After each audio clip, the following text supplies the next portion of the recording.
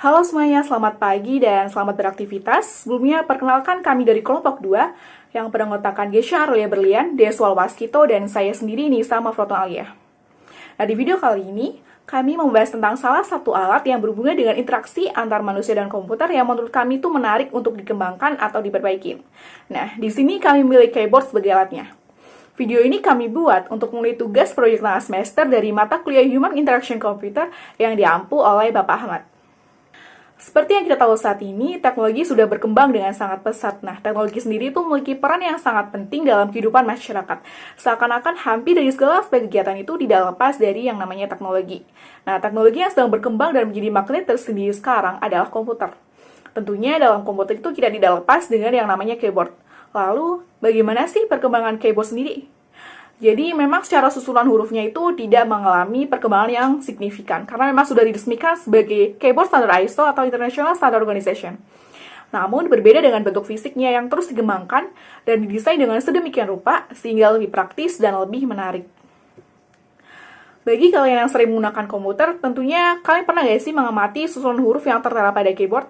Coba deh kalian amati susunan hurufnya. Ternyata tidak tersusun secara abjad atau berurutan dari A sampai Z, melainkan tersusun secara acak. Nah, kalian pasti bertanya-tanya, mengapa sih susunan hurufnya seperti itu? Bagaimana awal mulanya hingga terbentuk susunan huruf yang acak seperti itu dan bagaimana sih cara kerja keyboard sendiri? Lalu, apa sih perbaikan atau pengembangan yang bisa kita lakukan pada keyboard saat ini? Yuk kita bahas. Baiklah, yang pertama-tama, apa itu keyboard? Keyboard adalah perangkat input komputer yang memiliki susunan huruf, angka, dan fungsi kontrol lainnya. Nah, rancangan pertama keyboard ini diciptakan oleh Christopher Lantham tahun 1868 dan diproduksi massal pada tahun 1877 oleh perusahaan Remington. Keyboard ini pertama disesuaikan dari kartu pelubang atau punch card dan teknologi pengiriman tulisan jarak jauh atau teletype. Tahun 1146, komputer ENIAC menggunakan pembaca kartu pembuat lubang atau punch card reader sebagai alat input dan output. Susunan huruf pada setiap keyboard selalu sama, pasti sama. Artinya, susunan tombol QWERTY juga sama. Keyboard dengan konektor port PS2 sekarang menjadi jenis keyboard yang cukup lama. Keyboard juga dapat dihubungkan ke perangkat CPU komputer melalui kabel USB atau perangkat lain yang juga menggunakan port USB seperti nirkabel atau Bluetooth. Nah, baik, ada beberapa huruf dan instruksi tombol pada keyboard yang membuktikan bahwa keyboard berfungsi dengan baik. Apa aja itu?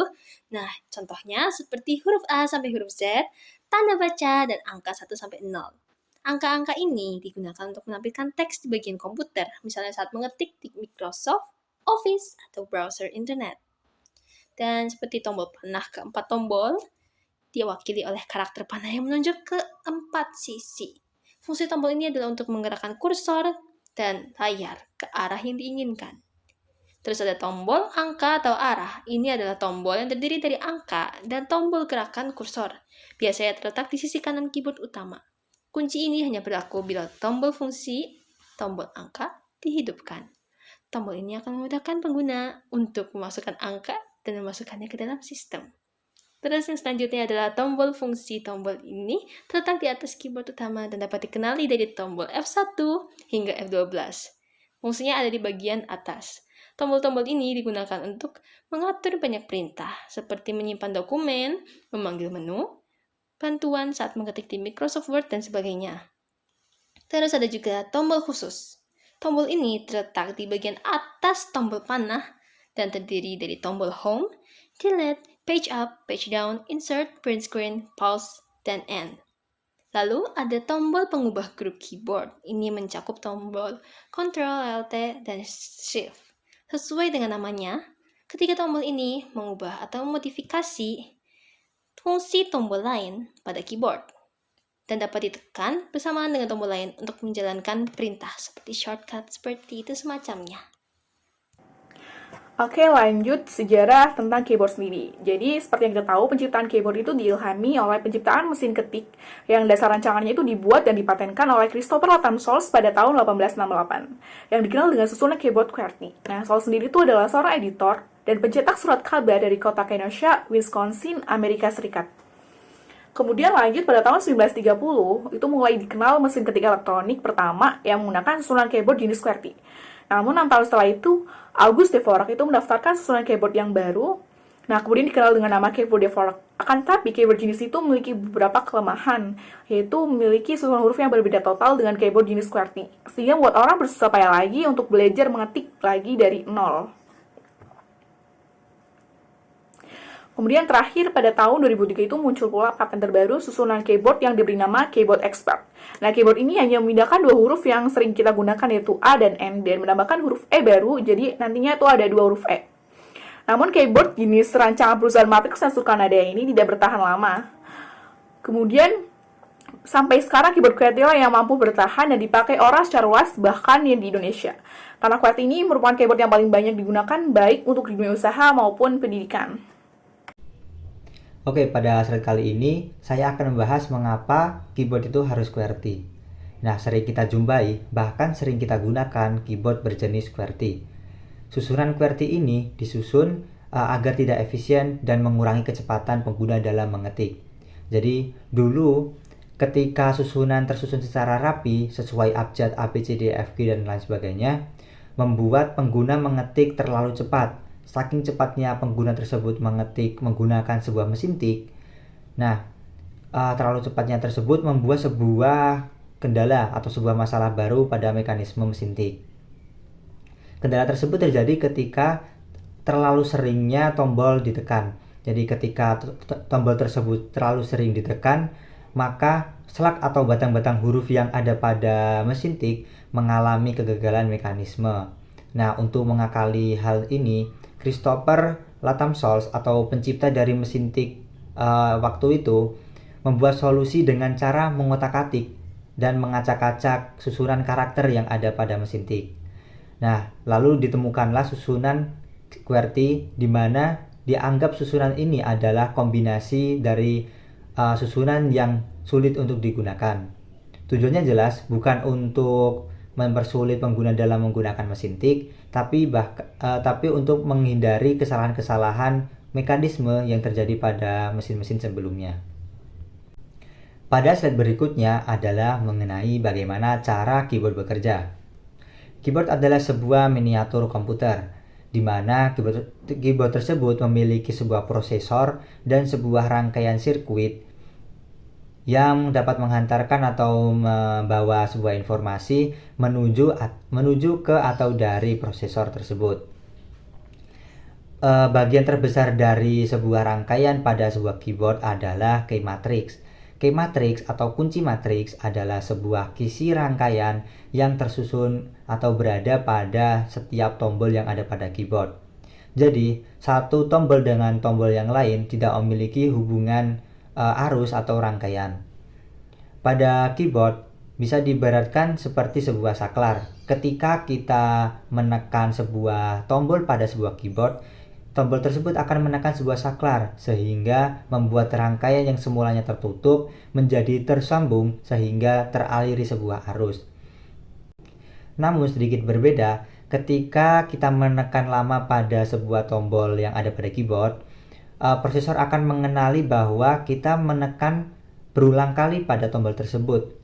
Mengapa demikian? Jadi prosesor itu membandingkan sebuah rangkaian tertutup dengan peta karakter yang tersimpan pada sebuah ROM di keyboard. Nah, peta karakter adalah sebuah tabel daftar karakter dan posisinya serta kombinasi dari dua atau lebih karakter yang ada pada keyboard yang juga direpresentasikan pada sebuah output. Sebagai contoh, peta karakter memberitahu prosesor ketika kita menekan huruf A pada sebuah keyboard, maka akan menghasilkan huruf A kecil. Nah, sedangkan ketika kita menekan sebuah kombinasi tombol yaitu Shift dengan A, maka akan menghasilkan keluaran atau output A kapital atau A besar. Baiklah, setelah mengetahui apa itu keyboard, fungsi-fungsinya, perkembangannya, dan macam-macamnya, seiring berjalannya waktu, tentu saja teknologi itu nggak cuma diem-diem doang, pasti akan ada perkembangan teknologi. Nah, dengan mengikuti perkembangan teknologi lainnya, maka beberapa keyboard mengalami sedikit evolusi dan sedikit model yang cukup menarik. Nah, dari kelompok kami memikirkan kalau ada model yang cukup menarik yaitu wireless glass keyboard. Keyboard ini cukup menarik karena menggunakan kaca. Kita tidak langsung seperti menggunakan keyboard seperti QWERTY yang akan menimbulkan bunyi ketika kita mengetiknya. Ini menggunakan benar-benar kaca. Jadi kita harus hati-hati ya kalau pakai, barangkali kita nggak sengaja nyenggol dan akhirnya pecah. Perkembangan keyboard yang kedua yaitu tab keyboard. Tab ini adalah sebuah keyboard wearable yang dapat digunakan dimanapun. Lebih efisien dan juga lebih simpel. Kita hanya perlu menggunakan alat yang seperti pada gambar pada bagian tangan atau jari-jari tangan kita. Sensor yang ada pada alat tersebut akan mendeteksi pergerakan tangan dan huruf yang kita ketik. Keyboard ini dapat dihubungkan melalui Bluetooth dari berbagai perangkat, mulai dari Android, iOS, Mac, dan lain sebagainya. Kemudian perkembangan keyboard selanjutnya yaitu AirTab keyboard. Nah, hampir sama dengan tab wearable yang tadi dijelaskan oleh Deswal, AirTab ini juga dapat digunakan secara fleksibel. Bedanya, jika tab wearable itu digunakan di jari-jari tangan, AirTab yang berupa borgol plastik ini digunakan di pergelangan tangan sendiri. Jadi oke teman-teman, keyboard yang memang telah membantu manusia dalam banyak hal seperti menyelesaikan pekerjaan, memberi perintah ke komputer, dan untuk bermain game. Nah, menurut kami keyboard yang sudah ada sekarang itu sudah bagus, namun tidak menutup kemungkinan untuk adanya pengembangan lagi ke depannya, dan mencari inovasi-inovasi lain seperti yang telah kami jabarkan tadi contohnya. Jadi sekian presentasi dari kami dan sampai jumpa.